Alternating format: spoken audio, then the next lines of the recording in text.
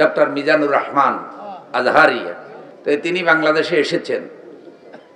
ওয়াজ মাহফিল শুরু করার আগে তিনি আলেমদেরকে ডেকেছিলেন, আমিও সেখানে ভাইয়ের দাওয়াতে গিয়েছিলাম। তো তাকে আমি পরামর্শ দিয়েছিলাম, ভাইজান বাংলাদেশ নিয়ে আপনার কি ভাবনা, যেহেতু তরুণরা আপনার বেশিরভাগ ভক্ত। যাক, উনি কিছু পরিকল্পনা শেয়ার করলেন। কোন আলেম আবার নতুন করে ওনার বিরুদ্ধে বলা শুরু করছে। আমি অনুরোধ করি ভাই, এই বলার মাধ্যমে ইসলামের কোনো লাভ।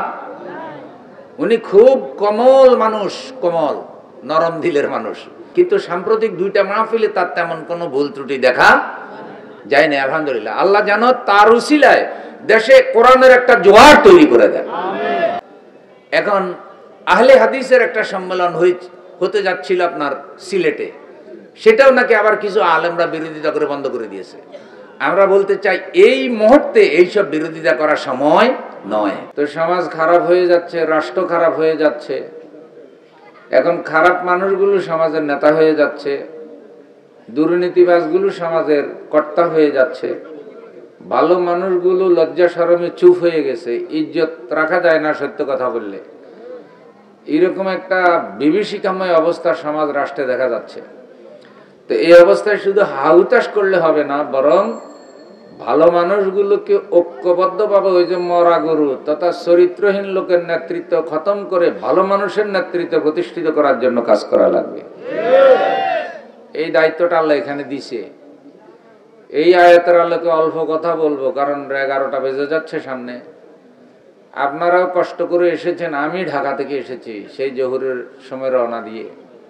আপনাদের আশা আমার আশা, আল্লাহ যেন কবুল করেন। আমিন। ব্যবসায়ী ভাইদের পরিশ্রম, সম্মানিত পরিচালক বলেছে, প্রবাসীদের পরিশ্রম, আবেগ ভালোবাসা দিয়ে এই মাহফিলের আয়োজন। আল্লাহ যেন পরকালে এই মাহফিলটা আমাদের নাজাতের জরিয়া করে দেয়। আমিন। ঘরে আমার মা বোনেরা যারা আছে, আল্লাহ যেন মাহফিলের উসিলায় তাদেরকে হেদায়েত দিয়ে দেয়। আমিন। বাংলাদেশের ছাত্র জনতার বিপ্লব হয়েছে, দেশে একটা পরিবর্তন হয়েছে। এই ধর্মপুরের তরুণ ছাত্র জনতাও যেন ভবিষ্যতে অন্যায়ের বিরুদ্ধে সত্য প্রতিষ্ঠার ব্যাপারে ঐক্যবদ্ধ আন্দোলন চালাতে পারে। ঐক্যবদ্ধ থাকতে হবে, কোন অন্যায়ের পক্ষে সমর্থন করা যাবে না, তাহলে কিন্তু ওয়াজে কোনো লাভ হবে না ভাই। শুনেন আল্লাহ তাআলা কি বলছেন। আল্লাহ রাব্বুল আলামিন বলেন, কাতিলুল্লাযীনা লা ইউমিনুনা বিল্লাহি ওয়ালা বিল ইয়াউমিল আখির। তোমরা তাদের বিরুদ্ধে যুদ্ধ করো, লড়াই করো, সংগ্রাম করো, আন্দোলন করো, চেষ্টা করো, সাধনা করো। তাদের বিরুদ্ধে কারা? যারা আল্লাহ এবং পরকালের উপরে ঈমান রাখে না। আল্লাহ এটা তো দরকার মনে করে না, আল্লাহ আকাশে আছে, থাক না আল্লাহ ওখানে, আমরা জমিনে আছি, আমরা জমিনের উপরে যা ইচ্ছা তা করবো, এতে আল্লাহর কি অসুবিধা? আল্লাহ আকাশে থাক। আর যদি বড় জোর আল্লাহরে ডাকতে হয়, সুযোগ পাইলে মসজিদে গিয়ে আল্লাহরে কয়েকটা সেজদা দিব, বাস, এটা যথেষ্ট। যদি টাকা পয়সা থাকে তাহলে আমরা হজ টজ করে আসবো নি, তাতেই তো আল্লাহরে অনেক কিছু দিয়ে দিলাম। নেতৃত্ব, কর্তৃত্ব, রাষ্ট্র পরিচালনা, অর্থনীতি, সংস্কৃতি, শিক্ষা ব্যবস্থা, ব্যক্তি, পরিবার, টয়লেট, বাথরুম, বঙ্গভবন, সংসদ ভবন, এগুলিতে আল্লাহর এত কথা বলার দরকার নাই। এরকম চিন্তা চেতনার কিছু নামদারি মুসলমান আসেনি?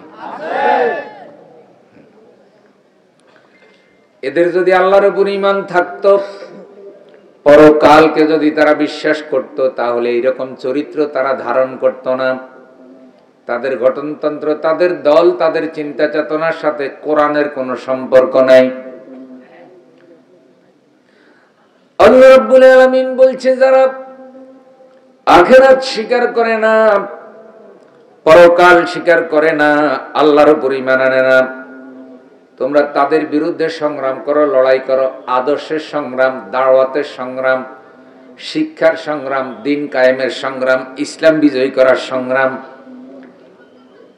তাদের বৈশিষ্ট্য কি? ওয়ালা ইউহাররিমুনা মা হারামাল্লাহু ওয়া রাসূলুহু। আল্লাহ এবং আল্লাহর রাসূল যা হারাম করেছে, তারা এইটাকে হারাম মনে করে না। আল্লাহ যা হারাম করেছে এই হারামের বর্ণনা কোথায় আছে? কোরআনে আছে। আর রাসূল সাল্লাল্লাহু আলাইহি ওয়াসাল্লাম যা হারাম করেছে তা হাদিসে আছে। এই লোকগুলো আল্লাহর কোরআন আর রাসূলের হাদিসের হারামের কোনো তোয়াক্কা করে না। ওয়ালা ইয়াদিনুনা দীনাল হক, জীবন গঠন করার জন্য আল্লাহ তাদেরকে একটা দিন দিয়েছেন, যেই দিনের নাম হলো ইসলাম। মরে গেলে আল্লাহ তাআলা কবরে প্রথম যে প্রশ্ন করবে সেটা হলো মার রাব্বুকা, তোমার রব কে? আমাদের রব আল্লাহ। 2 নম্বর প্রশ্ন হবে ওমা দীনুকা, তোমাদের দিন কি? দীনিয়াল ইসলাম।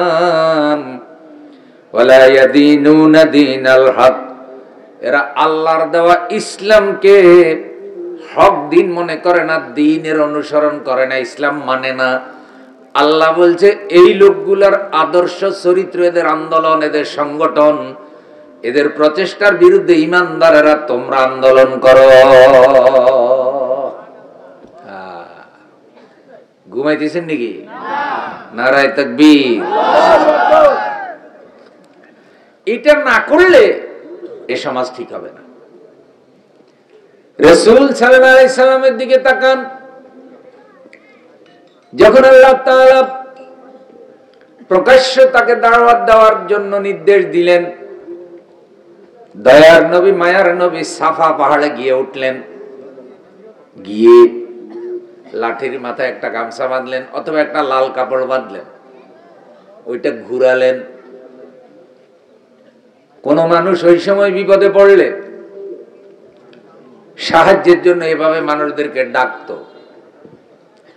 একজন দুইজন যখন লাল কাপড় দেখেছে, সবাই চিৎকার করে গিয়া সাফা পাহাড়ের পাদদেশে হাজির হয়েছে।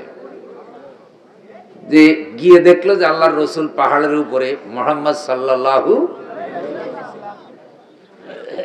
লোকেরা বলল, মুহাম্মদ তোমার কি বিপদ হয়েছে বলো, কেন আমাদেরকে ডেকেছো বলো, কি সাহায্যের দরকার? আল্লাহর রাসূল তখন কিছু কথা বলেছেন যেগুলি হাদিসে আছে।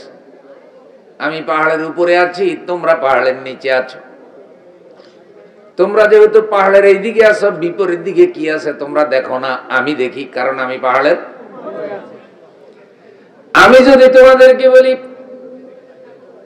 পাহাড়ের বিপরীত দিকে একদল লোক অস্ত্র নিয়ে, লাঠি নিয়ে তৈরি আছে, তোমাদের উপরে হামলা করবে, তোমাদেরকে আঘাত করবে, হাতুড়ি দিয়ে মাথার উপরে আঘাত করে ধুলাবালির মতো মাথা চুরমার করে ফেলবে, তোমরা কি বিশ্বাস করবে? সবাই বলল, মুহাম্মদ তুমি আমাদের মধ্যে আল আমিন, জীবনে কোনোদিন অসত্য কথা বলো নাই, অবশ্যই আমরা কথাটা বিশ্বাস করব। এরকম বাহিনী ওইদিকে আছে কিনা বলো, তাহলে আমরা এখন মোকাবেলা করার জন্য রেডি। রাসূল বললেন, এটা একটা উদাহরণ। তোমরা পাহাড়ের ওই পাশে থেকে বিপরীত দিক যেমন দেখো না, এখন তোমরা দুনিয়ার উপরে আছো, কবর জগৎ, হাসর, মিজান, ফুলসিরাতের খবর তোমরা দেখো না। কিন্তু আমি রাসূল, আমার কাছে আল্লাহ কোরআন নাজিল করেছেন, এইভাবে চলতে থাকলে তোমরা কবরে যদি এই বেঈমানের হালতে যাও, বদ আমল নিয়ে যদি কবরে যাও, ফেরেশতারা রেডি আছে মুগুর নিয়া, হাতুড়ি নিয়া, গরম পানি নিয়া, আগুন নিয়া, জাহান্নামের ভয়ঙ্কর সাপগুলি রেডি আছে ছোবল মারার জন্য। সুতরাং তোমরা যেই সব মতবাদ অনুসরণ করতেছো এগুলি ছেড়ে দাও, সকলে মিলা বলো লা ইলাহা ইল্লাল্লাহু মুহাম্মাদুর রাসূলুল্লাহ সাল্লাল্লাহু। লোকেরা কয়, মুহাম্মদ আমরা মনে করছিলাম তুমি বিপদে পড়ছো, এখন তুমি দেখি একটা নতুন ধর্মের দাওয়াত দিতেছ, আর আমাদের বাপদাদার ধর্মের লাত, মানাত, উজ্জা, হুবাল, সরস্বতী, কালী, দুর্গা, এই যে আল্লাহর ঘর সহ আমরা আশেপাশে যে 360 মূর্তি ঢুকেছে, এগুলোর বিরোধিতা করতেছ। বাপদাদার দল, বাপদাদার ধর্ম, বংশ আগে থেকে যেগুলা চালু আছে, তুমি দেখি এগুলোর বিরোধিতা করতেছ, কারণ তুমি যে কলমা শিখাইতেছো, যে ইমান শিখাইতেছো, এগুলা মানলে তো আগের গুলা বাদ হইয়া যায়। আমার ভাষা বোঝা যায়নি? আগের গুলা কি হয়ে যায়? কেউ রসুলকে খারাপ কথা বললো, এক একবার এক এক ভাবে চলে গেল, একজনও আর নাই। এমনি রসুল ভালো, কিন্তু কথা মানতে কি নেই। কয় জানি হুজুর আপনি সব ভালো কথা বলেন, কিন্তু কোরআন হাদিসের এই ভালো কথা মানলে আমাদের সন্ত্রাস, চাঁদাবাজি, দুর্নীতিতে বন্ধ হইয়া যায়। সুতরাং আমরা গদিতে থাকবো, পুরা বাংলাদেশের সেবার কথা বলবো, আর দেশ চুরি করে ফেলাবো, তামা করে ফেলাবো সব খাইয়া। আপনার ওয়াজ যেন খালি মসজিদে থাকে আর কবরস্থানে থাকে, রাষ্ট্রে কোনো ওয়াজ করবেন না। বাবা টাকি মার্কা ফেরাও, কি মার্কা? টাকি মার্কা। এই কারণে কইলাম যেটা মুসার যুগে ছিল ওটা তো গজাল মার্কা ফেরাও। কিছু কিছু লোক কয় না হুজুর, মুসার যুগটা যদি এখন জীবিত হইতো, এই যুগের ফেরাউন গুলার ওস্তাদ মানত, যে তোরা কেমনে এত দক্ষতার সহিত ফেরাউনগিরি করতেছস। আরে হুজুরের আপন চাচা আবুল আহাব, সে গেল না, বরং রাসূলকে সে অভিশাপ দিল, মুহাম্মদ তুমি ধ্বংস হয়ে যাও। সূরা কাফিরুন একটা ছোট্ট সূরা, যেখানে আল্লাহ কাফেরদেরকে অভিশাপ দেয় নাই, কিন্তু আমার রাসূলকে যখন এইভাবে অভিশাপ দিল, আল্লাহ সহ্য করতে পারেন নাই। সূরা লাহাব আল্লাহ নাজিল করলেন, তাব্বাত ইয়াদা আবি লাহাব মা আগনা আনহু মালুহু ওয়া মা কাসাব। আবু লাহাবের ক্ষমতা, আবু লাহাবের টাকা পয়সা, এগুলা ধ্বংস হোক। আবু লাহাবের টাকা পয়সা, ক্ষমতা, প্রভাব প্রতিপত্তি কোনো কাজে আসে নাই, এগুলা কি হয়ে যাক। এই ক্ষমতা, এই টাকা পয়সা, এই ধন জনের ধ্বংস কামনা করতেছে কে? এটা কেন কামনা করতেছে? কারণ এগুলা ইসলামের কোনো কামে। তাহলে এত বছর যারা ক্ষমতা চালাইছে, যারা নেতা হইছে, যারা দল বানাইছে, যারা বক্তৃতা দিছে, যারা মিছিল মিটিং করছে, এগুলা ইসলামের কোনো কামে, আলেমদের কোনো কামে লাগে নাই। বরং কারো কাছে কোরআন পাইলে তারে বলছে বেটা জঙ্গি, তার কাছে জিহাদি বই পাওয়া গেছে। কেউ কেউ যদি কোরআন শিখার জন্য তালিমে বসছে, কয় রাষ্ট্রবিরোধী নাশকতার মিটিং হইতেছে। একেবারে মুসা যুগের ফেরাউনে যা বলতেছে, 2024 সালে মহিলা ফেরাউনের নেতৃত্বে ছোটখাটো ফেরাউনের সাইমসারাও তাই করেছে। ভাই হক কথা ওয়াজ করা হবে, কোনো ছাড়াছাড়ি নাই কইলাম। কে বেজার হইলো, কে খুশি হইলো, কিচ্ছু যায় আসে না। ফরকালের ফিডা কিন্তু কঠিন। শুনেন শুনেন আয়াত শুনেন। وقال فرعون ذروني اقتل موسى وليدع ربه। ফেরাউন বলে তোমরা আমারে ছেড়ে দাও, আমি মুসারে কতল করে ফেলবো। তোমরা আমারে কি করো? আমি মুসারে কতল করে ফেলবো। ধরেন এই ফাটোয়ারি মার্কেটে বসে বসে চা খাইতেছে, হঠাৎ করে কইল কি মুসা যা শুরু করছে আমারে ছাড়ি দে, মুসার আড্ডি বুড্ডি ভাঙি কত করে ভালো, এরকম কয় না যে তোরা ছাড়ি দে, আমার খেলা দেখছস, বাদরি করে কয়।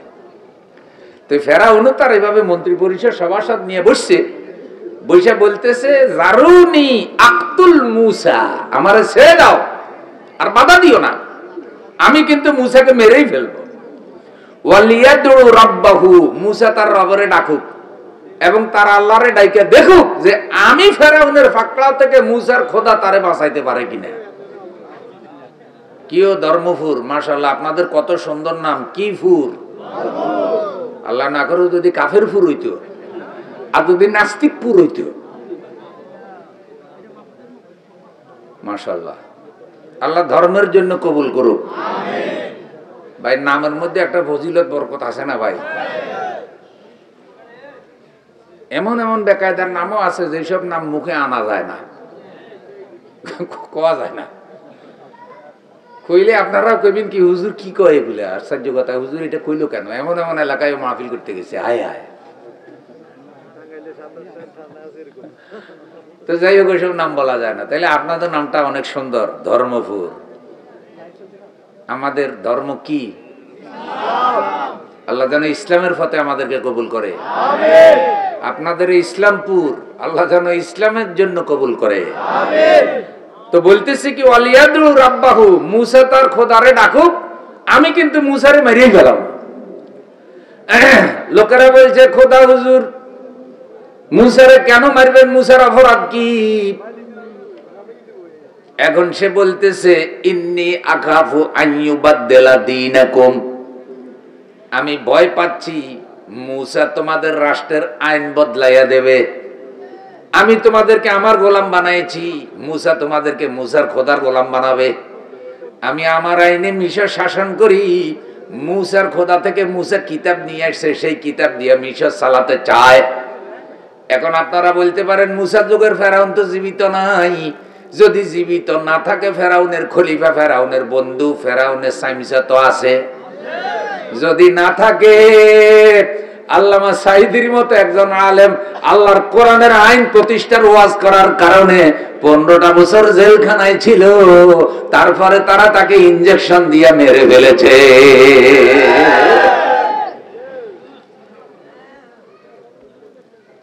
ওনার অপরাধ কি? মিলাদের হুজুরের তো মারল না। যেই হুজুরে বলল যে আপনি জান্নাতি, এক হুজুরে কইছিনি? কারে কইছে? মহিলা ফেরাউন রে, যে আপনি হইলেন কি? এই বেটা আলেম হইয়া এলেমের লগে গাদ্দারি হইছে না? বাইরে আলেম দেখা যায়, ভিতরে কি নেই ভাই, ভিতরে মাল নাই। এত চালাক, যে শব্দ আমি বলি, ভিতরে মাল নাই। ঠিকই হয়েছে, যদি থাকতো তাহলে আলেমে কিভাবে এভাবে বলতে পারে? আলেম তো তার এলেমের মর্যাদা অনুযায়ী কথা বলবে। ভাই, কে জান্নাতি কে জান্নাতি নয় এটা জানে কে? অথচ ইমামদের মিটিং এ ইসলামিক ফাউন্ডেশনে বলতেছে, আমি আশা করি আপনি জান্নাতি। ফেয়ালিপ মিম ফার্ম দিছে। কি দিছে? ফার্ম দিলে হুজুর খুশি হইব। খুশি হয়েছে ও। ভাই কিরে, এই হুজুরে দেখি আমি এত হাফেজ মারলাম, কোরআনে আগুন লাগাইয়া হুজুর করে এই মামলার আসামি বানাইলাম। প্রত্যেকটা মাদ্রাসায় আমি অভিযান চালাইলাম যে ওখানে জঙ্গি পাওয়া যায়। আমি জোনায়েদ বাবুনগরীর হুজুরের মতো হুজুর, আমর শফি হুজুরের মতো হুজুরদেরকে কত কিছু করলাম। মাওলানা মামুনুল্লাহ করন্ত মানুষের আমি তার বউ দিয়া দর্শন মামলার আসামি বানাইলাম। এরপরে উনি আমারে কয় আমি কি কি মালা হুজুর রে, হুজুরে সৌরে কয় আল্লাহর ওলি। এখন খুশি হইয়া হুজুর ওই ওনারে বানাই দিছে ইসলামিক ফাউন্ডেশনের গভর্নর। কতক্ষণ আল্লাহ তাআলা এদেরকে বুঝ দাও, আল্লাহ বুঝ দাও। জোরে বলেন না ভাই আমিন। ফেরাউন বলতেছে, আমি আশঙ্কা করতেছি মুসা যে আন্দোলন করতেছে, আন্দোলন আমাদের রাষ্ট্রের আইন কানুন বদলায় দিবে। মুসা আল্লাহর আইন প্রতিষ্ঠিত করতে চায়। এখন আলেম যদি আল্লাহর আইন প্রতিষ্ঠিত করতে চায়, সবাই মিলে তো সে আলেমের পক্ষে কথা বলা দরকার। কিন্তু মনে রাখবেন, অতীত তালাশ করে দেখেন, যেই আলেমটার রেফারেন্স দিলাম এরকম আরো অনেকগুলি আলেম আছে, তারা এত জুলুম অত্যাচার দেখার পরেও হকের পক্ষে কথা বলে নাই, বরং জালেমের পক্ষে দালালি করেছে। তাকে এগুলো তো ফেরাউনের ভাই। সোরের বন্ধু কি? সোরের বন্ধু সোর কিন্তু বললেন। হ্যাঁ, এই জন্য আপনি যদি চুরি নাও করেন, চোরের লগে বন্ধুত্ব করার কারণে চুরির মামলার আসামি।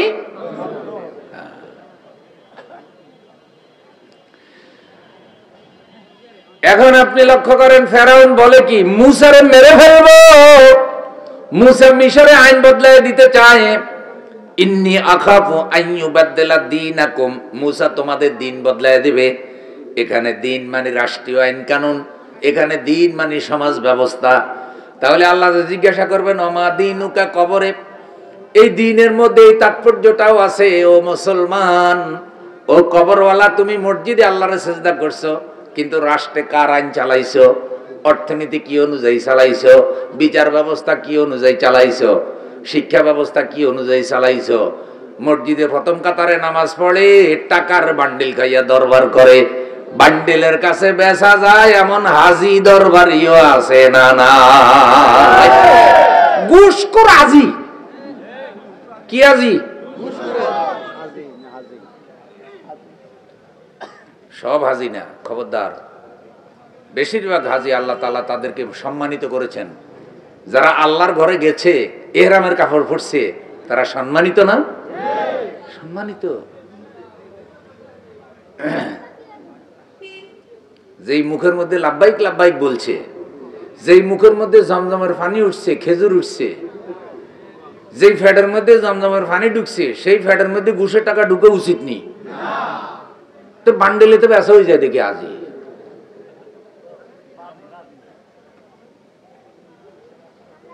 কয় দে খাইয়া লই, হজ তো করে আইসি, বুঝছি তোর টাকা খাইলে হজ নষ্ট হয়ে যাবে, হজ আবার করে এলো মনি।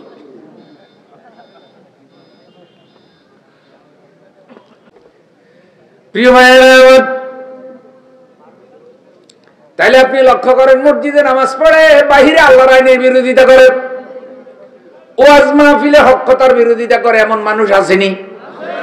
তো এগুলাও ফেরাউনের পক্ষে ছিল। ফেরাউন বলছে আমি তারা এই কারণে মানবো যে আমি আশঙ্কা করি সে তোমাদের রাষ্ট্রীয় আইন বদলায় দেবে। আও আইয়ুযহিরা ফিল আরদিল ফাসাদ, অথবা আমি আশঙ্কা করি মূসা পুরো মিশরের মধ্যে ফাসাদ সৃষ্টি করবে। আপনারা বুকে হাত দিয়ে বলেন তো, মূসা কি কোনো ফাসাদ সৃষ্টি করছেনি? মূসা যে কাজ করছে ওরা ওইটাকে বলে ফাসাদ। বর্তমান সময়ে যারা আল্লাহর দ্বীন কায়েমের কাজ করে ওদেরকে বলে সন্ত্রাসী। সন্ত্রাসীরা হয়ে গেছে মানবতার দরদি। ল্যাংটা হয়ে গেছে শরমওয়ালা, কাপড়ওয়ালারে কয় বেশরম। ল্যাংটা হয়ে গেছে কি ওলা? শরমওয়ালা। আর কাপড় পরেই আরে কয় কি?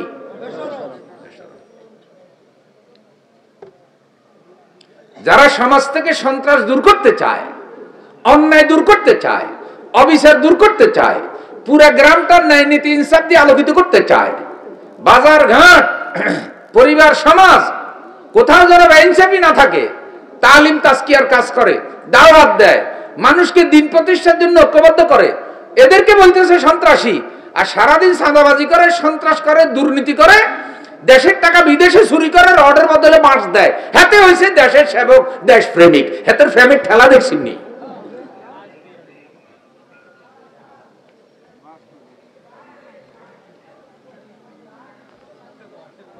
ভাই, এই যে গদিটা লইয়া তোমার আমারে কি লেগা, এর ভিতরে কিছু মজা আছে না নাই? বিশ্বাস করেন, চাঁদাবাজি, সন্ত্রাস, দুর্নীতি, টাকা কামাই করা ছাড়া আর কোনো মজা এখানে কি? যেই বেটা ধরেন বেগুন কিনার টাকা আসিল না, রিক্সা ভাড়া আসিল না, 15 বছরে হাতে 50 লাখ টাকার গাড়ি লিয়ে ঘুরে। কথা কন? এক একটারে দেখলে মনে হয় পাকিস্তানি আপেল, টস টস করে। আসলে ভিতরে সব রাষ্ট্রে চুরি করা টাকা, রাস্তার টাকা, ব্রিজের টাকা।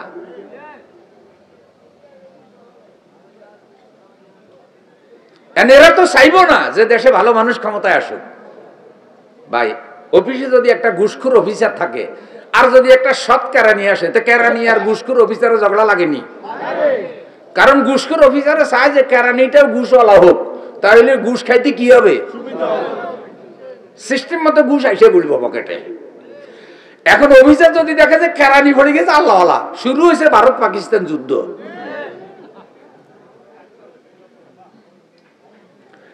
এই খারাপ মানুষগুলো কখনো চায় না যে ভালো মানুষগুলো কি হোক, নেতা হোক। যার কারণে আগস্টের বিপ্লব হয়েছে। আমি সবসময় কথাটা বলি, সামনে যদি এবার ভোট দিবার সুযোগ পান, নতুন কোন চোর, বাটপার, খারাপ মানুষের ভোট দিবেন নি। ভোট দিলে কিন্তু ওর লোকে জাহান্নামে যাওয়া লাগবে। আপনি যদি বলেন যে ও আল্লাহ, আমি নামাজি, আমি ধর্মপুর, আমার বাড়ি ধর্মপুর, ওখানে আমি মসজিদে খেদমত করছি, কিন্তু আমারে কেন আপনি এই বেপরদা মহিলার লোকে হাসরে উঠাইছেন? তখন ফেরেশতা কইবে, হ্যাঁ তুমি তো ধর্মপুর আসিলা, কিন্তু তুমি তো বেপরদা মহিলার দল করছো, তুমি তো রড সরোরে ভোট দিছো, তুমি তো এই ইসলাম বিরোধী দলের পক্ষে মিছিল দিছ, তাই মসজিদের সভাপতি হইয়াও তুমি এই রড সোরের সাথে তোমার জাহান্নামে যাওয়া ছাড়া উপায় তাইলে দিনই কাম করিয়া কি রড সোরের লগে যাইতে চাননি? দুর্নীতিবাজের সাথে কি হাসরে উঠতে চাননি? তো আপনি এখন মুখে বলতেছেন যে আমি দুর্নীতিবাজ সন্ত্রাস চাঁদাবাজদের সাথে হাসরে উঠতে চাই না, কিন্তু দুর্নীতিবাজ সন্ত্রাস চাঁদাবাজ যেই দলে আছে সেই দল যদি আপনি সমর্থন করেন তাহলে তাদের সাথে আপনি উঠতে বাধ্য, আল্লাহওয়ালাদের সাথে উঠার কোনো সুযোগ।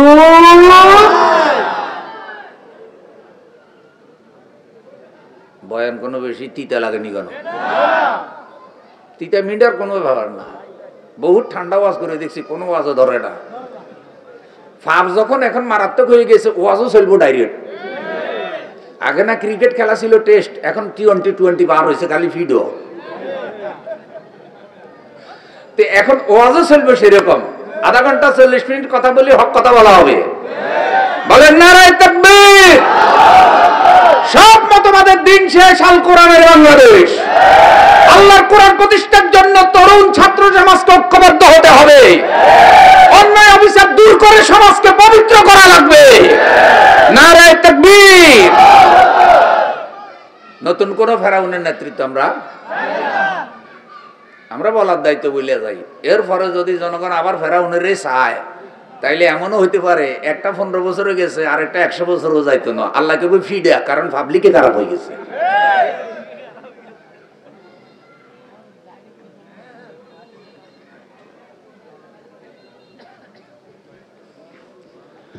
প্রিয় ভাইয়েরা আমার, এখন আপনি এটা বুঝলেন যে লড়াই ছাড়া, চেষ্টা ছাড়া, সংগ্রাম ছাড়া কোনো কাজ হয় না।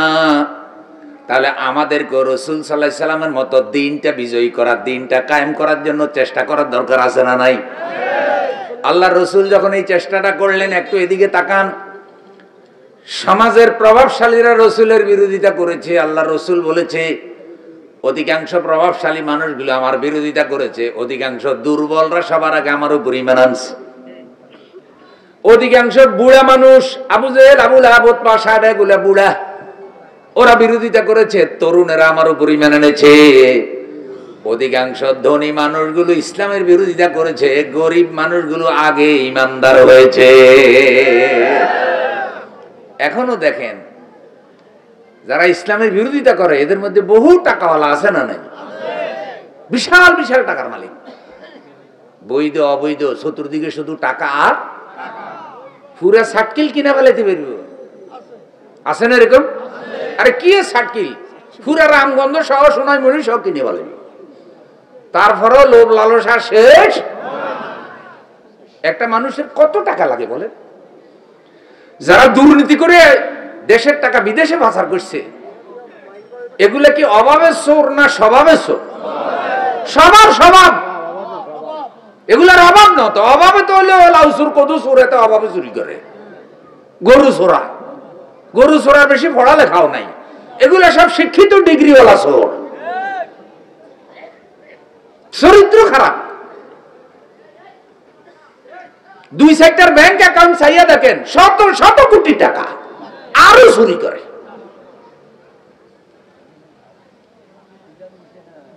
বাংলাদেশে বর্তমানে শুধু কেবল সৎ নেতার অভাব, চরিত্রের অভাব, টাকা পয়সার অভাব নেই। চোরের হাতে টাকা গেলে টাকা বরকত দেবে নিয়ে।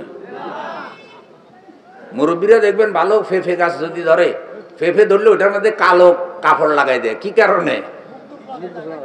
কয় যে কিছু মানুষের মুখ আছে, এগুলো অভিশাপ, মুখ দোষ, কালো কাপড় লাগা, যাতে তোর মুখের অ্যাকশন থেকে আমার ফেফেটা হেফাজত হয়। তো মুখের অ্যাকশন থেকে ফেফে রক্ষার জন্য কালো কাপড় লাগাইলেন। যেগুলোর মুখও খারাপ, চরিত্র খারাপ, এগুলোর অ্যাকশন থেকে রাষ্ট্রের সম্পদ হেফাজতেরও দরকার আছে না নাই? এগুলোর কালা কাপড় দিয়ে বাঁধি মুদির দেশে সাফাই করে। রাগই না চাই, কারোর জন্য কোনো ব্যক্তিগত হিংসা নাই ভাই। আমরা জীবনে কোনোদিন দেশের ক্ষমতায় যাইও নাই, আর যাইতে পারো, যাওয়ার কোনো এত লোভ লালসাও নাই। যে আছে হেই থাক না, কিন্তু হে আল্লাহর ওলি হইয়া থাকুক, আমানতদার হইয়া থাকুক। হে বুঝাইতে চাই হে ছাড়া সেবক আর কেউ কি? এই যে এখনো, হ্যাঁ আমরাই তো সেবক, দেরি কেন? আমাদেরকে দেন, সেবা আমরা করি। সবাই এরকম কয়, কিন্তু দিলে না বোঝা যায়।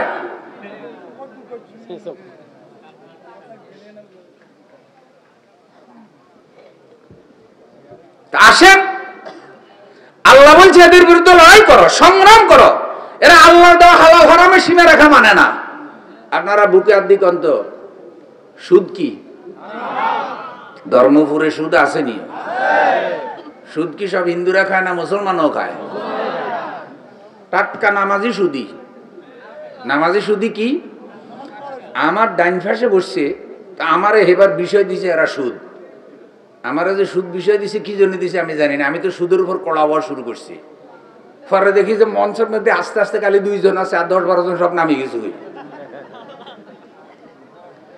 তো খাওয়ার টেবিলে যাওয়ার পর কয়, হুজুর আপনি তো টের পান নাই, আমরা কিন্তু বুদ্ধি করে আপনারা সুদ দিছি। তরুণেরা কয় যে কয়টা মঞ্চের থেকে নামি গেছে টাটকা সুদি, ও আজ একেবারে জাগা মতে করছে। হুজুর হেদায় থাকবা না হোক, অন্তত ধাক্কা তো দিছিস।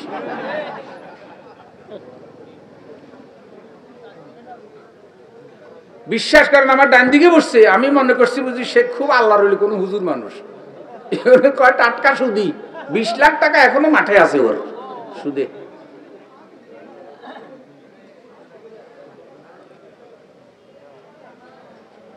সুদ এত বড় পাপ, মহানবী বলেছেন সর্বনিম্ন পাপ হইল মায়ের সাথে ব্যভিচার করা। নাউযুবিল্লাহ। এত বড় পাপ যারা রাষ্ট্রে চালু রাখছে, অর্থনীতিতে চালু রাখছে, ব্যাংকে চালু রাখছে, তারা তো মুসলমান, অর্থমন্ত্রী মুসলমান, আইন পরিষদে যারা সংসদ সদস্য হয়েছে তারা মুসলমান, তারা সংসদে কত আইন পাশ করে, অথচ কোরআনে আল্লাহ বলছে আহাল্লাল্লাহুল বাই'a ওয়া হাররামার রিবা। আল্লাহ ব্যবসাকে হালাল করেছেন, অবৈধ লেনদেন ভয়ঙ্কর সুদকে আল্লাহ হারাম করেছেন। তাদের তো উচিত ছিল জাতি যেন হারাম অর্থনীতির মধ্যে নিমজ্জিত না হয়। এ কারণে অর্থ ব্যবস্থা হালাল করার জন্য সংসদে অর্থনীতিটা ইসলাম অনুযায়ী করা। কিন্তু তারা মুসলমান দাবি করে ব্রিটিশদের রেখে যাওয়া সুদের ব্যবস্থা এখনো রেখে দিয়েছে।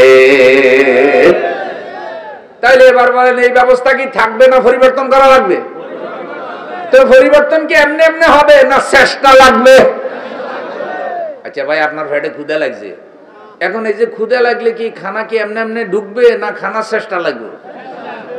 চেষ্টা করণ লাগবো, চাকরি করণ লাগবো, কামাই করণ লাগবো, রান্না করণ লাগবো, ডাইনিং টেবিলে যাইতে হইব, হাত ধুইতে হইব, তরকারি নিতে হইব, মুখে দিতে হইব, সাবাইতে হইব, গিলতে হইব, এরপরে না ক্ষুধা নিবারণ হইব। গল্পের কথা যে এক হুজুরে ওয়াজ করছে আল্লাহ খাওয়ায়, কে খাওয়ায়? তো হুজুরে এত কড়া ওয়াজ করছে যে এক তরুণে ওয়াজ বিশ্বাস করে ফেলাইছে, যাইয়া মসজিদে শুয়ে রয়েছে আল্লাহ খাওয়ায়, নফল নামাজ পড়ে, জিকির আজকার করে, কোরআন তেলাওয়াত করে, 3 দিন হয়ে গেছে আল্লাহ খাওয়ায় না। 3 দিন পরে বিকালে গিয়া দেখে যে একটা মুসাফির 2টা রুটি লইয়া মসজিদে ঢুকছে ভিক্ষা করে। তো ক্ষুধার সময় মুসাফির খাইব, আর ওই বেটা মসজিদে শুয়ে রয়েছে, কে খাওয়ায়? যখন মুসাফির রুটি বাইর করছে সে গলায় আওয়াজ দিছে, এর অর্থ হইল কি? ভাই বুঝিয়া আইও খাইও। তো মুসাফির দেখলো যে কিরি আওয়াজ দিল কে, আরেকজন শুয়ে আছে। মুসাফির গিয়া বলছে, ভাই আপনি তো মনে হয় ক্ষুধার্ত, খাবেন? কয় ভাই 3 দিনের ক্ষুধার্ত, খাওয়ার জন্যই তো আল্লাহর ঘরে আসছি। কয় ধরেন একটা রুটি আপনি খান, একটা রুটি আমি খাই, ভাগ করে দিল। তো রুটি এটা খাইছে, খাইয়া হুজুরের কাছে গেছে। কোন হুজুর? যে হুজুর ওয়াজ করছে। কয় হুজুর ওয়াজ যে করছেন ওয়াজ ঠিক আছে, কিন্তু ওয়াজ একটু ফাঁক মারিয়া ফুরাফুরি তফসিরটা করে দিবেন। কয় তফসির কোনটা বাকি রাখছি? বাকি হইলে যে আল্লাহ খাওয়ায়, কিন্তু খাওয়ানোর আগে কমপক্ষে 3 দিন উপবাস থাকা লাগে। 3 দিন উপবাস থাকলে আল্লাহ কিচ্ছু খাওয়ায় না, অন্তত একটা কাশি হইলেও দেওয়া লাগে। তো 3 দিন পরে যদি একটা কাশি দেন তাহলে আল্লাহ একটা রুটি খাওয়ায়, বেশি খাওয়ায় না। আচ্ছা আপনারা বলেন তো, এই লোকে হুজুরের ওয়াজ বুঝছিনি? বুঝে নাই। আমি তরুণদেরকে বলি অলস হবেন না। বড় হয়েছেন, পিতামাতা কষ্ট করেছে, পরিশ্রম করেছে, অলস হবেন না। কাজ করুন, ব্যবসা করুন, চাকরি করুন, নকরি করুন, যেখানে যান কামাই রুজি করুন। অলস মস্তিষ্ক শয়তানের বাসা, পরিশ্রম ছাড়া রিজিক আসে না। পরিশ্রম ছাড়া কোনো কিছু অর্জন হয় না, ঐক্যবদ্ধ আন্দোলন ছাড়া, চেষ্টা ছাড়া আল্লাহর কোরআনের আইন কায়েম হবে না। আল্লাহ তাআলা বলে দিয়েছেন, ইন্নাল্লাহা ইউহিব্বুল্লাযীনা ইউকাতিলুনা ফী সাবিলিহি সাফফান কাআন্নাহুম বুনয়ানুম মারসুস। নিঃসন্দেহে আল্লাহ রাব্বুল আলামিন আল্লাহর ওই সব বান্দাদেরকে ভালোবাসেন যারা আল্লাহর দ্বীন কায়েমের জন্য ঐক্যবদ্ধ হইয়া সংগ্রাম করে, চেষ্টা করে, সাধনা করে, দাওয়াত দেয়, মাহফিল করে, আন্দোলন করে, ইলেকশনে অংশগ্রহণ করে, দিন বিজয়ের জন্য গণবিপ্লবের চেষ্টা করে, খেলাফত কায়েমের জন্য। আর তাদের পারস্পরিক সম্পর্ক হবে সীসা ডালা প্রাচীরের মতো মজবুত। একটু জোরে বলেন সুবহানাল্লাহ। ঐক্যবদ্ধ হতে হবে। শুনেন, বাংলাদেশের এই পরিবেশে আলেমরা, ইসলামপন্থী সকল দল, সকল পীর বুজুর্গরা যদি ঐক্যবদ্ধ না হয়, তাইলে এত বড় সুযোগ আর ভবিষ্যতে পাওয়া যাবে বলে মনে হয় না। স্বাধীনতার পরে আজ পর্যন্ত এত বড় ভালো সময় আলেমরা আর পায় নাই। আল্লাহ সব আলেম, সব পীর বুজুর্গদেরকে আল্লাহ এক হওয়ার তৌফিক দেন। সবাই মিলে ঐক্যবদ্ধ হয়ে যদি অন্যায় দূর করে ন্যায় প্রতিষ্ঠার সংগ্রামে নামে, তাহলে আল্লাহর সাহায্য আসতে পারে কি পারে না? শুনেন, নামাজ কি একা পড়লে সব বেশি না জমাতে? তাহলে জমাত হইল সংঘবদ্ধ, একতাবদ্ধ। সব দলের লোক যখন মসজিদে যায় এক হয়ে যায় না? ইমাম কয়জন? আল্লাহ কয়জন? নামাজের নিয়ম কয়টা? সব এক কাতারে। ইমাম সাহেব বলে সাব্বু সুফুফাকুম ফাইন্না তাসফিয়াতাস সুফুফ মিন ইকামাতিস সালাহ। সবাই কাতার সোজা করেন, দাঁড়িয়ে যান। এখন সব দলের লোক মসজিদে দাঁড়াই গেছে, এক দল হয়ে গেছে। নামাজের মধ্যে কয় দল? আর তরিকাও একরকম, কিন্তু নামাজ থেকে বাইর হয়ে আবার আলাদা আলাদা দল। এতে আওয়ামী লীগ, এতে বিএনপি, এতে জাতীয় পার্টি, এতে এইটা, এতে এইটা। হয়নি? আল্লাহ তাআলা দৈনিক 5 বার এক করে দিলেন। মসজিদে ঢুকাইয়া যে ঐক্যবদ্ধ হও, ঐক্যবদ্ধ হয়ে দিন কায়েমের কাজ করো। বিশ্বাস করেন, মুসলমানরা যদি ঐক্যবদ্ধ থাকতো, মুসলমানদের এতগুলি রাষ্ট্র যদি নেতাগুলি ঐক্যবদ্ধ থাকতো, তাহলে এ কয়টা ইসরায়েলি ফিলিস্তিনের উপরে এত জুলুম করতে পারতো না। আমার ভাই বোনেরা গো, বাংলাদেশে সামান্য ঠান্ডা পড়েছে, তার মধ্যে অবস্থা এমন।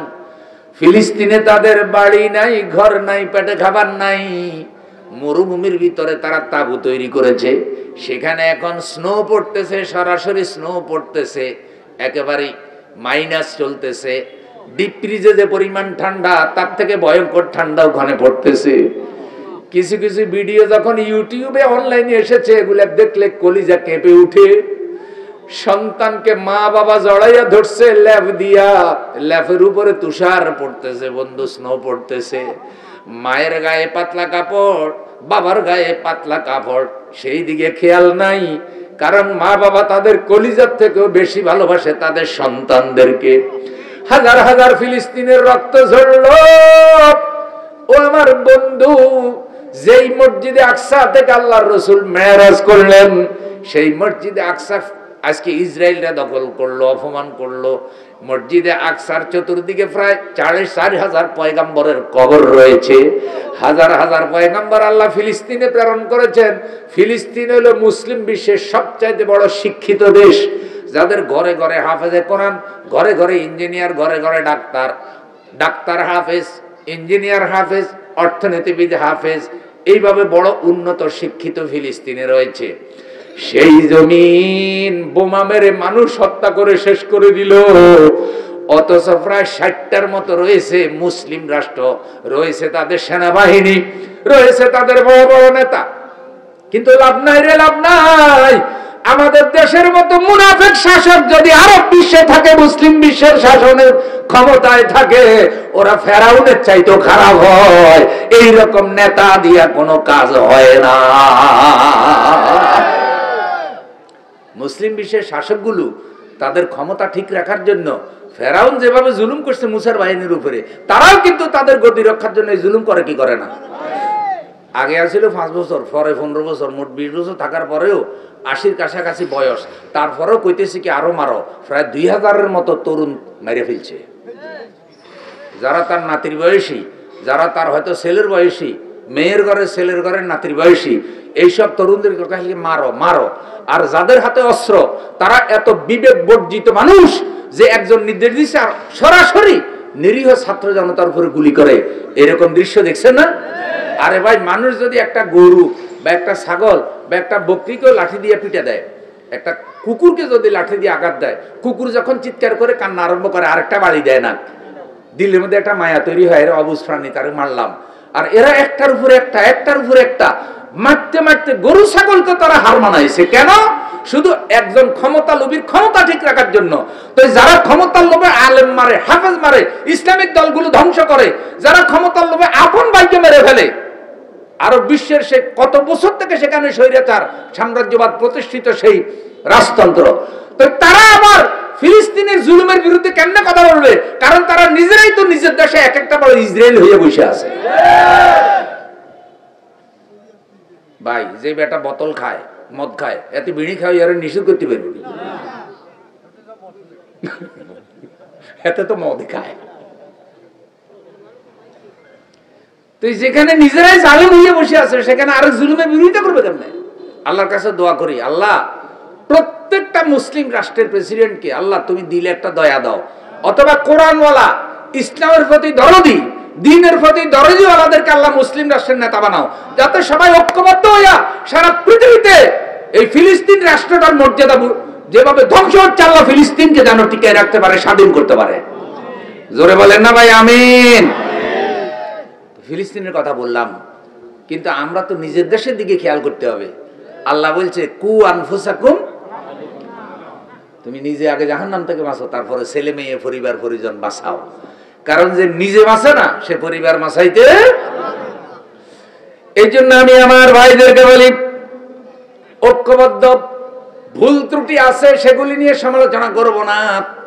কথা প্রসঙ্গে বলি ভাই, খারাপ লাগতেছে কেন? আমাদের প্রিয় ভাই তরুণ একজন দ্বীনের দায়ী ডক্টর মিজানুর রহমান আজহারি, আল্লাহ তার এলেমে আমলে আরো বারাকা দান করুক। তো তিনি বাংলাদেশে এসেছেন। ওয়াজ মাহফিল শুরু করার আগে তিনি আলেমদেরকে ডেকেছিলেন, আমিও সেখানে ভাইয়ের দাওয়াতে গিয়েছিলাম। তো তাকে আমি পরামর্শ দিয়েছিলাম, ভাইজান বাংলাদেশ নিয়ে আপনার কি ভাবনা? যেহেতু তরুণরা আপনার বেশিরভাগ ভক্ত, আর আল্লাহ তাআলা আপনাকে যে বয়সে এত জনপ্রিয় বানিয়েছেন, একটা সময় অত অল্প বয়সে আল্লামা সাঈদী রাহিমাহুল্লাহ অত জনপ্রিয় ছিলেন না। হ্যাঁ, আলহামদুলিল্লাহ উনি অনেক জনপ্রিয় ছিলেন, কিন্তু ওই বয়সে তো ফেসবুক, ইন্টারনেট, ইউটিউব এগুলো ছিল না। তাহলে আপনাকে অল্প বয়সে আল্লাহ অনেক বেশি জনপ্রিয় বানিয়েছেন, মানুষের দোয়া পাচ্ছেন। আপনার কি পরিকল্পনা? যাক, উনি কিছু পরিকল্পনা শেয়ার করলেন যে উনি ইনডোর প্রোগ্রাম করতে চান। জাকির নায়েক যেভাবে প্রশ্নোত্তর পর্ব বা ইনডোর প্রোগ্রামগুলি করে এগুলো করবেন, খোলামেলা মাঠে উনি বেশি মাহফিল করতে চান না। তারপর আমরা পরামর্শ দিয়েছি, আলহামদুলিল্লাহ আপনি অন্তত কিছু মাহফিল করেন। আমার পরামর্শ ছিল যে অন্তত 64 জেলায় 64টা মাহফিল করেন, কিন্তু উনি আরো কম করার চিন্তা করেছেন। ইতিমধ্যে উনি একটি মাহফিল করেছেন চট্টগ্রামের ফেকুয়া, লক্ষ লক্ষ মানুষের সমাগম হয়েছে, আলহামদুলিল্লাহ বলেন। দ্বিতীয় মাহফিলটা হয়েছে যশোরের আকিজ গ্রুপ, আকিজ কোম্পানি, 9টা প্যান্ডেল করেছে, বিশাল বিশাল। এবং সাম্প্রতিক সময়ে আল্লাহর কোরআনের এত বড় মাহফিল, এত বড় মাজমা পৃথিবীর কোন দেশে ঘটেছে কিনা আমার জানা নাই। আল্লাহর কোরআন শোনার জন্য এত লাখ মানুষ এক জায়গায় হয়, যেটা যশোরে দেখা গিয়েছে। আপনারা খুশি না? এখনো কিন্তু ভাইজানের বয়স কম, ভবিষ্যতে আল্লাহ তাআলা তাকে আরো যেন যোগ্যতা, দক্ষতা বাড়াইয়া দেন। আচ্ছা, পিএইচডি করেছেন মালয়েশিয়া থেকে। আমি কথাটা কেন বলতেছি, যে একটা সময় বাংলাদেশে ধারাবাহিক তিনি অনেক মাহফিল করেছেন। এক পর্যায়ে তিনি বাংলাদেশ থেকে চলে যেতে বাধ্য হয়েছেন। অনেক মাহফিল রেখে তিনি 100টার উপরে মাহফিল পেন্ডিং রেখে তিনি চলে যেতে বাধ্য হয়েছেন। পড়ালেখা করে তিনি আবার ফিরে এসেছেন। আগের মাহফিলের অনেক বক্তব্য যেগুলি নিয়ে আলেম ওলামারা বিরোধিতা করেছিল, সেগুলি তিনি কিন্তু ওই সময় এগুলার ব্যাপারে তিনি ওয়াজাহাত করেছেন, এগুলার ভুল ত্রুটি, এবং এগুলা যেন সবাই ভুলে যায়। কারণ একজন বক্তা কথা বললে দুই একটা ভুলও হতে, সবগুলো উনি ভুল করেছেন ব্যাপারটা এমন না, কোন কোন শব্দ হয়তো উনি না বললে ভালো হইতো, এখন আবার সেই বক্তব্যগুলো কাট করে ওই যশোরের বক্তব্যের সাথে ঢুকাইয়ে দিচ্ছে, ওনার বর্তমান বক্তব্যের সাথে ঢুকাইয়ে দিচ্ছে অনলাইনে। এটা একটা প্রতারণা না? এবং এটা একটা মিডিয়া সন্ত্রাস না? কোন কোন আলেম আবার নতুন করে ওনার বিরুদ্ধে বলা শুরু করছে। আমি অনুরোধ করি ভাই, এই বলার মাধ্যমে ইসলামের কোনো লাভ। উনি খুব কোমল মানুষ, কোমল নরম দিলের মানুষ। আপনারা যদি ভাইয়ের মতো আদর করে যারা বড় বড় আলেম তারা যদি বলেন যে কাউকে তো ইসলাহ করা যায়, ভাই মসজিদের ইমাম ভুল করলে মুসল্লিরা ইমামকে লোকমা দেয় না? কিন্তু সেই লোকমার মধ্যে একটা আদব আছে, তো নিয়তের মধ্যে থাইকে বলতেছে আল্লাহু আকবার, মানে ইমামকে ডাইরেক্ট বলতেছে না, বলতেছে কি এর অর্থ হলো ইমাম সাহেব আল্লাহ কিন্তু বড়, আপনি যেটা করতেছেন এটা কিন্তু আল্লাহ যেভাবে বলছে সেভাবে। এটা ভদ্রতা, ভদ্রতা সুরে বলা। একজন ভাইকে আপনি ইসলাহ করলে ভুল ত্রুটি যদি তার হয় আপনি তাকে ইসলাহ সেভাবে করেন। কিন্তু সাম্প্রতিক দুইটা মাহফিলে তার তেমন কোনো ভুল ত্রুটি দেখা যায় না, আলহামদুলিল্লাহ। আল্লাহ যেন তার উসিলায় দেশে কোরআনের একটা জোয়ার তৈরি করে দেয়। তার কথা শুধু প্রসঙ্গক্রমে বললাম, আসলো বিদায়। এখন আহলে হাদিসের একটা সম্মেলন হতে যাচ্ছিল আপনার সিলেটে, সেটাও নাকি আবার কিছু আলেমরা বিরোধিতা করে বন্ধ করে দিয়েছে। আমরা বলতে চাই এই মুহূর্তে এইসব বিরোধিতা করার সময় নয়। মনে রাখবেন মাযহাব কয়টা? তো সব মাযহাবের ব্যাপারেই তো সঠিক হওয়ার দলিল। তো আহলে হাদিস তার কাফের হয়ে যায় না, তারা তাদের একটা মাসলাক আমল করে, আমরা হানাফি ফিকহ আমল করি। আমি বলতে চাই বাংলাদেশে এই টাইমটা ইসলামপন্থীদের ঐক্যবদ্ধ হওয়ার সবচেয়ে বড় সময়। আমরা বক্তৃতার ময়দানে কথা বলবো, কোন বক্তার বিরুদ্ধে আমরা কেউ বলবো না, তবে একেবারে খাড়া বেদাতি মুরশিদ যেগুলি মনে করেন একেবারে খাড়া পায়খানা, এটারে কি ভালো কোন জীবনে না। অর্থাৎ আমি এটা উদাহরণ দিলাম যারা শিরিক বেদাত ডাইরেক্ট জড়িত, মাজার পূজার সাথে ডাইরেক্ট জড়িত, বা যেগুলা নষ্ট আলেম, আলেমই না আলেম নামের, এদের কথা আলাদা। ভাই সোরেরও তো সোর কইতে হইব নাকি? সোরের চিহ্নিত করতে হবে এটা সোর, তাইলে জনগণ সাবধান হইব, বাবারে ওরে দেখলে ফকের সাবধান করে ফেলবে। তা আল্লাহ তাআলা আমাদের রহম করুক। কিন্তু আমরা বলছি এই ছাড়া একেবারে শার্টওয়ালা, ফ্যান্ডওয়ালা, ছোট দাড়িওয়ালা, বড় দাড়িওয়ালা, আলিয়া, কৌমি, শশিনার পীর, চরমনার পীর, ফুলতলির পীর, উজানির পীর যত আছে সবাই মিলা যদি চেষ্টা না করে তাহলে এই কোরআন প্রতিষ্ঠিত হওয়ার সম্ভাবনা নাই। আর ঐক্যবদ্ধ হওয়ার সবচেয়ে শ্রেষ্ঠ সময় এখন। আমাদের বাংলাদেশটা দুর্ভাগ্য যে বাংলাদেশটা কোরআন থেকে বিচ্ছিন্ন করে ফেলা হয়েছে। কোরআনের অর্থনীতি, কোরআনের সমাজনীতি, কোরআনের বিচার ব্যবস্থা, কোরআনের শিক্ষানীতি নাই, যার কারণে শান্তিও। সুতরাং সবাই এক হয়ে চেষ্টা করা লাগবে। মনে রাখবেন মসজিদে সব এক, কবরস্থানেও কি কবর দেওয়ার তরিকাও তো এক। ভাই এটা এক ফাটির কবরস্থান, এটা আরেক ফাটির কবরস্থান, এমন আছে নাকি যে এটা সরকারি দল এটা বিরোধী দল, দুইটারে ফাঁসাফাঁসি কবর দিলে কবর ফুটা কইরা মারামারি লাগতে পারে। মারামারি সব কবরের উপরে, কবরের ভিতরে কোনো মারামারি কি নাই। তো কবরের ভিতরে সব সমান, কবরস্থানের সমান, মসজিদেও সব এক দল। তাইলে মধ্যখানে এই পৃথিবীতে আমরা সবাই দল কয়টা? সেটা হলো কার দল? হিজবুল্লাহ। আল্লাহ বলছে দুইটা দল পৃথিবীতে, একটা হিজবুল শয়তান আর একটা হিজবুল্লাহ। আমরা হিজবুল শয়তান হতে চাই না, আমরা কি হতে চাই? এই কথাটাই আল্লাহ বলেছেন, যেটা বলে আমার আলোচনা শেষ। আমি ঠান্ডার মধ্যে আর গভীর রাত করব না। আল্লাহ বলছেন ওয়াতাসিমু বিহাবিলিল্লাহি জামিআন ওয়ালা তাফাররাকু। ওহে ঈমানদারেরা, ঐক্যবদ্ধ হয়ে আল্লাহর বান্দারা ঐক্যবদ্ধ হয়ে সবাই আল্লাহর রশি ধরো। আল্লাহর রশির নাম কি? ঐক্যবদ্ধ হয়ে সবাই কোরআনকে ধরো, ইসলামকে ধরো। ওয়ালা তাতাফাররাকু, ঐক্যবদ্ধ রশি ধরার ব্যাপারে তোমরা ইখতিলাফ করো না। ওয়াজকুরু নি'মাতাল্লাহ, আল্লাহর নিয়ামতের কথা স্মরণ করো। ইয কুনতুম আ'দাআন, তোমরা ছিলে একে অপরের দুশমন। ফাআল্লাফা বাইনা কুলুবিকুম, ঈমানের মাধ্যমে, রাসূলের মাধ্যমে, কোরআনের মাধ্যমে আল্লাহ তোমাদের অন্তরগুলো জুড়ে দিয়েছেন। ফলে তোমরা একে অপরের কালেমাওয়ালা, ঈমানওয়ালা ভাই হয়ে গেছো। ও ভাই, মুসলমানরা পরস্পর কি ভাই না? কিসের ভাই? ধর্মীয় ভাই, ধর্মীয় ভাই, ঈমানের ভাই। এই যে ধর্মপুরের ধর্মীয় ভাইয়েরা সব ভাই না? কালেমাওয়ালা ভাই, ঈমানের ভাই। তোমরা ভাই হয়ে গেছো, সুতরাং ভাতৃত্ব বন্ধন রক্ষা করে চলো, আর ইসলামের ব্যাপারে এক থাকো। যখনই কোনো আলেম বলবে আমি আল্লাহর আইন প্রতিষ্ঠার কথা বলছি, তখনই আর তার এই কথার বিরোধিতা করা যাবে, কারণ সে কার কথা বলতেছে? প্রিয় ভাইয়েরা আমার, এই চেষ্টাটা না করলে ঐক্যবদ্ধভাবে অবস্থাটা ব্যাগতিক হবে।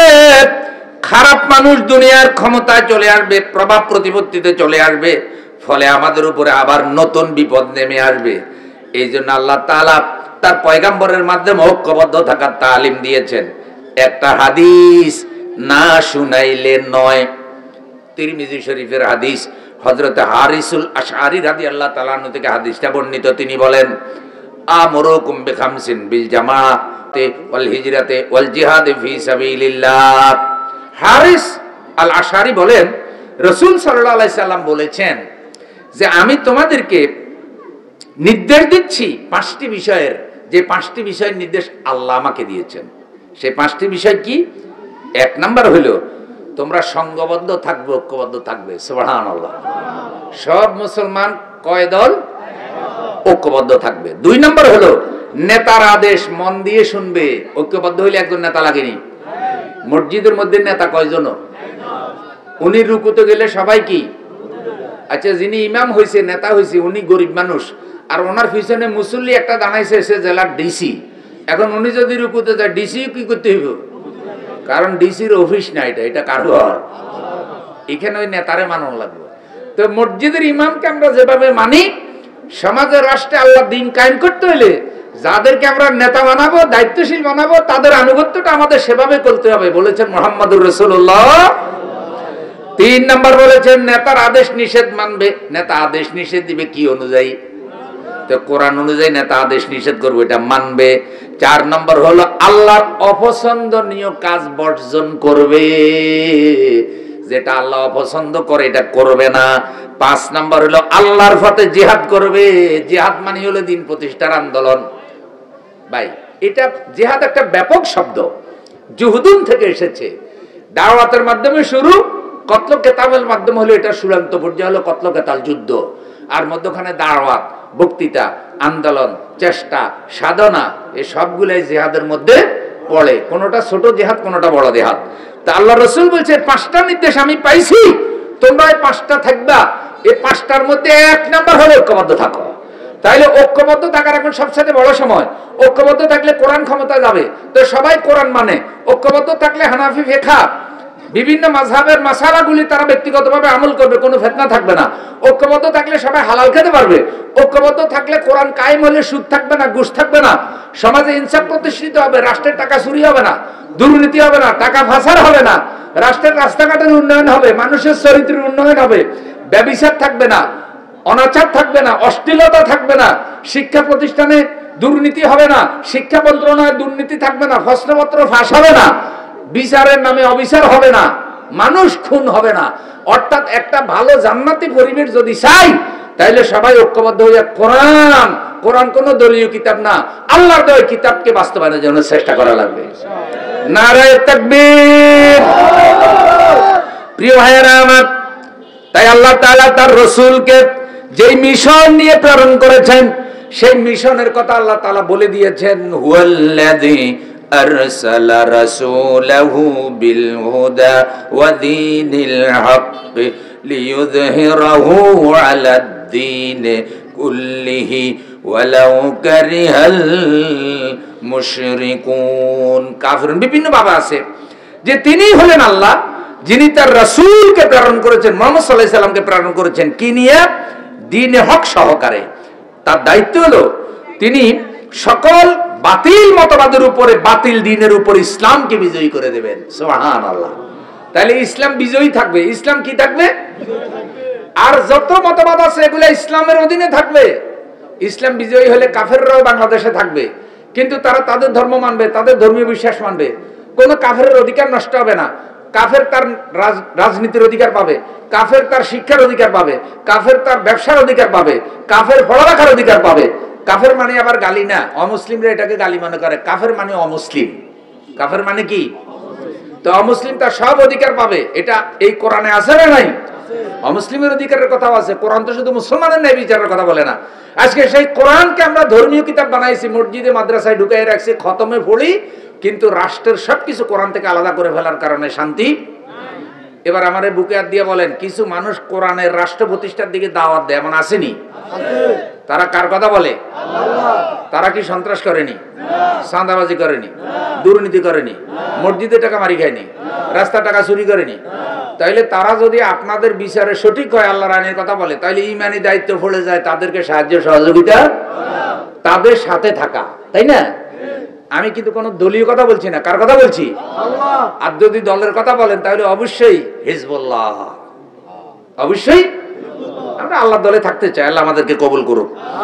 এই কাজটা অটোভাবে হবে না, খালি দোয়া কলমা দিলেও হবে না, ফু দিলেও হবে না, কাজ করতে হবে। আল্লাহ তাআলা বলছেন সূরা আর-রাদ 11 নম্বর আয়াত, ইন্নাল্লাহা লা ইউগাইয়িরু মা বিকাউমিন হাত্তা ইউগাইয়িরু মা বিআনফুসিহিম। আল্লাহ সেই জাতির অবস্থা পরিবর্তন করে না যেই জাতি নিজেরা নিজেদের অবস্থা পরিবর্তন করে না। তো নিজেরাই যদি খারাপ মানুষের নেতা বানায়, আল্লাহ কেমনে সেই জাতির শান্তি দিব? কথা কন। স্বাধীন হয়েছেন শান্তির আশায় ননি, 52 বছর হয়ে গেছে, শান্তি পাইছেনি? পাকিস্তানিরা শোষণ করছে, দুর্নীতি করছে, 52 বছরে বাংলাদেশ থেকে দুর্নীতি গেছেনি?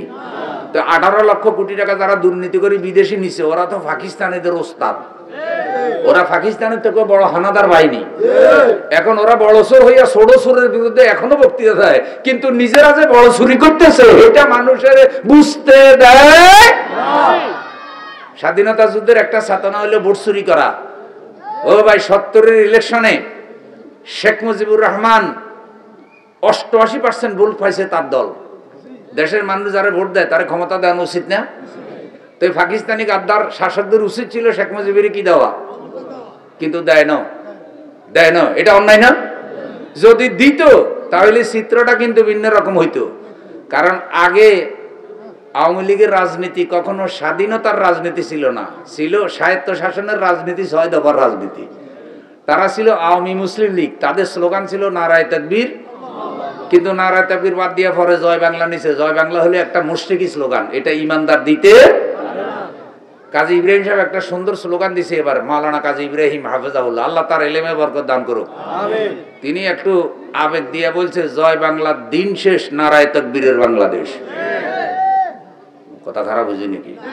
তাইলে আপনারা একটু দেন, আমি বলি, জয় বাংলার দিন শেষ, নারায়ে তাকবীরের বাংলাদেশ। মুসলমান ভাইরা, আল্লাহ সাক্ষী, অনুরোধ করি, কোরআনের মাহফিল, আপনাদের বিরুদ্ধে কোনো হিংসা নিয়ে বলি নাই, এই স্লোগান জায়েজ নেই।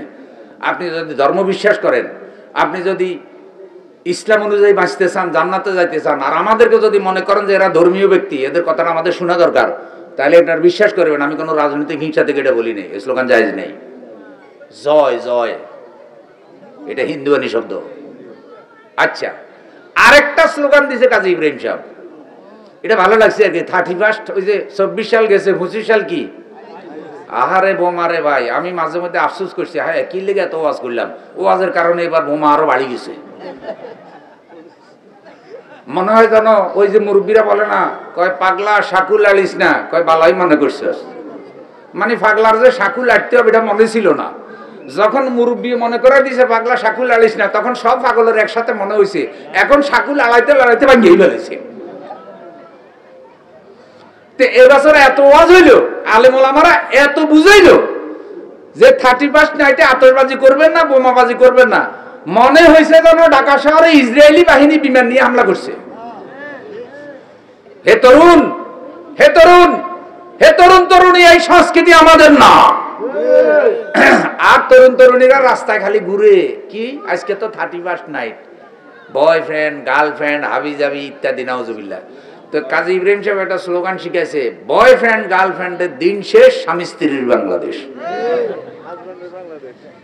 বলেন, বয়ফ্রেন্ড গার্লফ্রেন্ডের দিন শেষ, স্বামী স্ত্রীর। দেখেন, বয়ফ্রেন্ড গার্লফ্রেন্ড কিন্তু বিয়ে লাগে না, এই সংস্কৃতি ইসলামের না, এটা পশ্চিমাদের কাফের দেশের সংস্কৃতি। আর ইসলামের সংস্কৃতি হলো স্বামী স্ত্রী। অতএব তরুণদেরকে বলি, খবরদার বয়ফ্রেন্ড গার্লফ্রেন্ড আর করবেন না। বয়ফ্রেন্ড গার্লফ্রেন্ড হলো অশ্লীল, কারণ কেউ কারো বয়ফ্রেন্ড হলে, কেউ কারো গার্লফ্রেন্ড হলে বিয়ে লাগে না। তো বিয়ে ছাড়া কেউ কি গার্লফ্রেন্ড হতে পারেনি? মনে রাখবেন বিয়া ছাড়া যদি গার্লফ্রেন্ড বানান, এটা এটা হইল গরু ছাগলের সংস্কৃতি। ফাঁড়া ফাঁড়া চিনি নেই, ফাঁড়ার গার্লফ্রেন্ড হইল ছাগি। ফাঁড়ার গার্লফ্রেন্ড কি? কারণ হে এটার বান্ধবী, বিয়া লাগে না। ছেলে ছেলের বন্ধু হবে, মেয়ে মেয়ের বান্ধবী হবে, ছেলে মেয়ে আবার বান্ধবী হয় কেমনে মিয়া? অমুসলিম যেগুলি পশ্চিমাদের কালচার হলে তারা বিয়ে করে না, তাদের কালচার হলো স্বামী স্ত্রী যা করে বয়ফ্রেন্ড গার্লফ্রেন্ড তাই করে। আর আমাদের ছেলে মেয়েদের মধ্যে এগুলো ঢুকাইছে। এখন তারা মনে করে তুমি ছেলে বন্ধু আমি মেয়ে বন্ধু, আসো সারা রাত, নাউজুবিল্লাহ নাউজুবিল্লাহ, লিভ টুগেদার করতেছে, সমকামিতা আনছে। এই যে অতীতে তারা শিক্ষা ব্যবস্থা কিভাবে ধ্বংস করছে, শরীফ শরীফের গল্পের কথা মনে আছে কি? একজন শিক্ষক শেষ পর্যন্ত বইয়ের পাতা ছিঁড়ে ফেলেছিল, আসিম মাহতাব সাহেব। তারে কি মারা মারছে, আহা ধরে নিয়া। এই যে 24-এর আন্দোলনে তাকেও গ্রেফতার করছে। অথচ যেইভাবে সমকামিতার গল্প ওখানে আনছে, ট্রান্স মানে জেন্ডার যেভাবে আনছে, শুনেন, মিরপুর এক বড় লোকের মেয়ে বিয়ে দিয়েছে এক বড় লোকের ছেলের কাছে, অনেক সুন্দর ছেলে, বহু টাকা খরচ করে। 6 মাস পরে বিয়ে ভেঙে গেছে। শেষে মেয়েরা ওদের বাসায় একটা তালিম অনুষ্ঠানে গেছে, সেখান থেকে যে কোনো একজন আমাকে রিপোর্ট দিল যে কয় দেখেন মেয়ে আর যায় না। খবর নিয়ে বাইর করছে যে ছেলেরে বিয়ে করাইছে ঠিকই, কিন্তু ছেলে মেয়ের প্রতি আকৃষ্ট না, ছেলে পুরুষের প্রতি আকৃষ্ট, সমকামী। এই জন্য বহুত দিকে সে ফিরাও চায় না, ছেলে তালাশ করে। এ ধরনের হাজারো সমকামী এদেশে তৈরি হয়ে গেছে। গোপন পাপ বেড়ে গেছে, গোপন পাপ। ফলে আল্লাহর আযাব গজব অবধারিত হয়ে গেছে। বিশ্বাস করেন, আপনাদেরকে আমরা কেমনে বুঝাবো জানি না। এখন তো পৃথিবীতে নবী রাসূল নাই। নবী রাসূল থাকলে এখন যা করতেন আমরা তো তাই করতে হবে, কিন্তু আমরা সেটা করতে পারতেছি না। আজকের এই মাহফিলে বলতেছি, এইসব বাদ দিয়া সবাই কোরআন প্রতিষ্ঠার আন্দোলনে আসতে হবে ইনশাআল্লাহ। সবার অন্তর কোরআন দিয়ে আলোকিত করতে হবে। কারোর সাথে কোনো শত্রুতা নাই, কিন্তু কোরআন হাদিস অনুযায়ী কারো দল চরিত্র না মিললে সেটা মানাও যাবে না। আসুন আমরা সবাই এক হয়ে যাই। আল্লাহ তাআলা এই সমাজটা ঠিক করে কোরআনের আলোকে আলোকিত করার জন্য আমাদেরকে আল্লাহ দিন কায়েমের কাতারে শামিল করুন, আমিন। আসসালামু আলাইকুম ওয়া রাহমাতুল্লাহ ওয়া আখিরু দাওয়ানা আলহামদুলিল্লাহি রাব্বিল আলামিন। দোয়া দোয়া কোন কথার? আল্লাহুম্মা আমিন।